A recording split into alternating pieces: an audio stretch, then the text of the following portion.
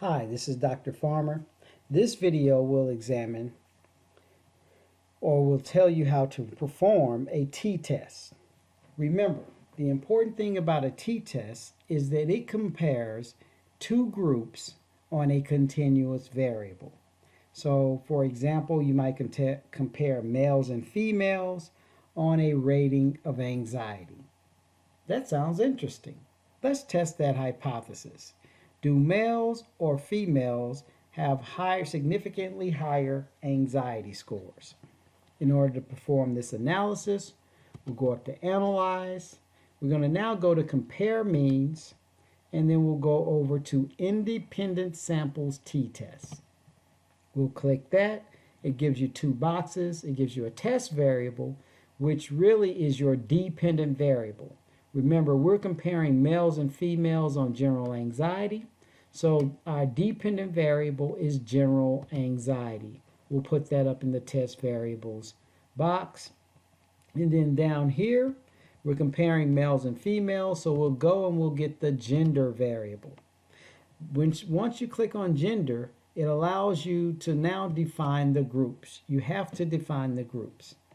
So in order to define the groups, you have to know what you put for males versus females. Did you put 0 and 1, or 1 and 2, or 3 and 4, or whatever it is that you put to identify or distinguish males from females? I believe this group had group 1 and group 2. And so we're going to put that. And you don't need any options here. And you just click OK, and you get it. So you have 49. This is the output for the analysis. As you can see, you have 49 females, 10 males. The mean average for females on general anxiety was 39.3469. The mean score for males on general anxiety was 40.50. So roughly 1 point difference in the scores for males and females on general anxiety. Since this is the t-test, these are the numbers that you will put in your results section. T equals 0.24, 57 degrees of freedom, significance 0.810. 0.810 is well above 0.05, which means that there is no significant difference between males and females on scores of general anxiety in this study. There is also another way to perform a t-test. In this method, you compare high and low scores on a continuous variable to see if there's a difference between people who have high and low scores on that variable on another continuous variable. Usually, or for this class, we're going to do a mean split, meaning we need to identify the mean of the variable, and then we'll cut the variable at the mean and have a high group, which are the people above the mean, and a low group, which are the people below the mean. And we'll compare them on a variable. It's important to note that in the real world, you will likely wouldn't do a mean split. You would likely identify standard deviations and do a split based on standard deviations. That's a little more complex than what we want to do for this class, so we'll go with mean split for now. So a question that I might have given the Anxiety 1 group's data set would be, is there a significant difference between people who score high on anxiety and people who score low on anxiety on scores of attachment? We can do this by completing or performing a mean split. In order to do the mean split, however, we need to know what the mean of anxiety is. So the first thing we're going to do is get the mean of anxiety.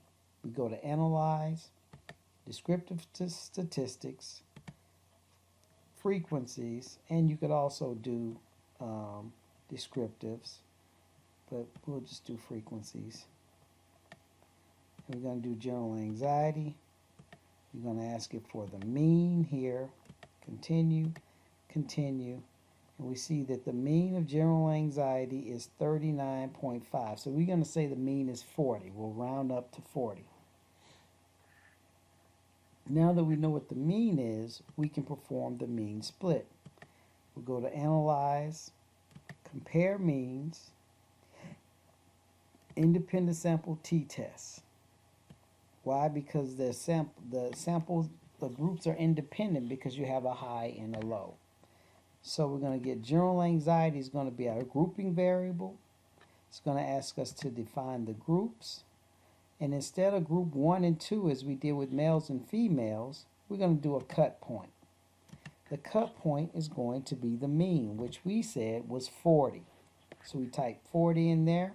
And what a cut point simply does is it cuts the data at that point. So it'll have people above 40 and people below 40, and we'll compare them on whatever continuous variable we decide to use. We said that we wanted to look at attachment. So we're going to put attachment up here in our dependent variable box. And we hit OK. And what we see is greater than or equal to 40, 27 people. Less than 40, 32 people. The average on attachment for the greater than 40 people or the high anxiety people is 13. The attachment score for the people who are low on anxiety is 14. So it looks like high anxiety people have lower attachments than low anxiety people, which is what we would expect. Let's look to see if this difference is significant. We have the T here, 2.16, 57 degrees of freedom, and the significance is the 0.04, I rounded up 0.035 level. So actually this is a significant difference. The results of this t-test say that people who are high on anxiety have significantly lower attachment than people who are low on anxiety. I hope this has been helpful in showing you how to perform a mean split to examine the difference between two groups on a continuous variable.